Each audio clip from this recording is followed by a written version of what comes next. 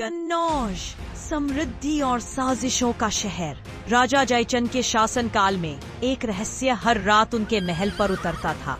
बाबा भैरवनाथ, एक ऐसी शक्ति जिसे राजा दानव समझता था, और एक ऐसी कथा जो इतिहास और लोक कथाओं के बीच कहीं छिपी है।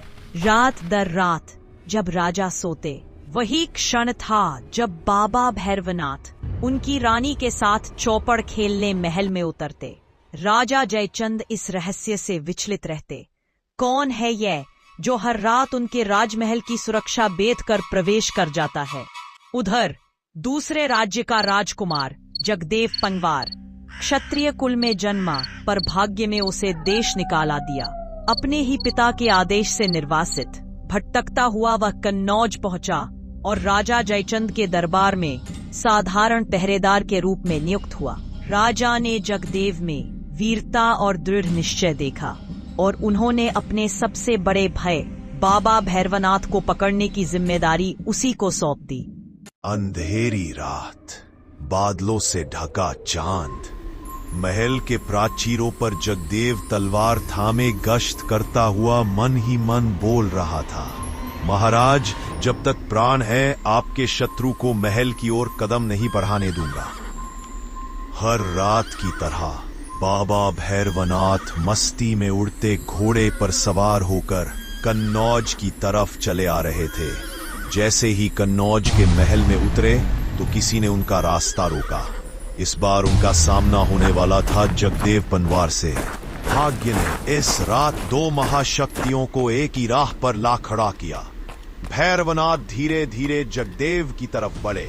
जगदेव रास्ता रोकने और भैरवनाथ को सबक सिखाने के लिए तैयार था। जगदेव ने भैरवनाथ से कहा, हे दानव, जिन पैरों से यहाँ आए हो, यदि जीवित रहना चाहते हो तो उन्हीं पैरों से अभी वापस चले जाओ। बाबा भैरवनाथ जोर से हंसे और बोले, अरे नौकर के लड़के, भाग जा यहाँ से, ये मेरा रोज का ही काम है। मेरा रास्ता रोकने वाला माई का लाल अभी तक पैदा नहीं हुआ है। और फिर वह क्षण आया जिसने कन्नौज के इतिहास को बदल दिया। यह केवल एक युद्ध की शुरुआत नहीं थी, यह अहंकार, धर्म, शक्ति और संकल्प का टकराव था। दोनों योद्धा गुस्से में थर थर कांपने लगे। भैरवनाथ दहाड़ते हुए बोले, नौकर के लड़के, तुम्हारा यह साहस तुम्हारा विनाश कर देगा। जगदेव भी गुस्से से बोला, क्षत्रिय कभी भय से पीछे नहीं हटता। भैरवनाथ त्रिशूल से आकाश में एक चमकदार छाप बनाते हुए प्रहार करते हैं। जगदेव बिजली सी फुर्ती से अपने ढाल से वार रोकते हैं। भैरवनाथ केवल योद्धा नहीं थे, वे महायोगी थे। उनके इशारे भर से 5 तत्व कांप उठते थे। भैरवनाथ अपने पैर को जमीन पर मारते हैं और जमीन पर विकराल कंपन होने लगता है। जगदेव पीछे फेंक दिए जाते हैं पर उठ खड़े होते हैं। जगदेव साधारण मनुष्य थे, पर क्षत्रियत्व उनका जन्म अधिकार था और भीतर कहीं मां जगदम्बा की कृपा उन्हें अदृश्य बल दे रही थी। जगदेव तेज गति से आगे बढ़ते हैं। उनकी तलवार भैरवनाथ के त्रिशूल से टकराती है। टक्कर से चिंगारियां पूरे महल में उठती हैं। भैरवनाथ दहाड़ते हैं, ओ मूर्ख नौकर के लड़के, तुम अब भी पीछे नहीं हटते। परंतु जगदेव मजबूती से बोलता है, क्षत्रिय पीछे हटता है तो इतिहास उसका अनंत काल तक उपहास करता है। भैरवनाथ फिर क्रोध में बोले, तो फिर ठीक है, अपनी मृत्यु का आलिंगन करने के लिए तैयार हो जाओ। कन्नौज ने ऐसा दृश्य कभी नहीं देखा था। यह किसी दैवीय विनाश से कम नहीं था। जब युद्ध अपने चरम पर था, तब पहली बार जगदेव को लगा कि शायद अब प्राण साथ ना दे, पर क्षत्रिय हृदय कभी हार नहीं मानता। उसी क्षण उन्होंने पुकारा अपनी आराध्या माता जगदम्बा को, हे जगदम्बे, यदि धर्म की रक्षा मेरा कर्तव्य है तो मुझे वह शक्ति दो जिसे कोई भी दानव, कोई भी सिद्ध न तोड़ सके। धर्म की पुकार कभी अनसुनी नहीं जाती। माता की कृपा जब जागृत होती है तो मनुष्य भी देव तुल्य बन जाता है। जगदेव की सांसें भारी हो जाती हैं, शरीर शक्तिशाली मानो पर्वत बन गया हो। भैरवनाथ आगे बढ़ते हैं, त्रिशूल उठाते हैं। जैसे ही वे वार करते हैं, जगदेव उसका धड़क से नंगे हाथों से सामना कर लेते हैं।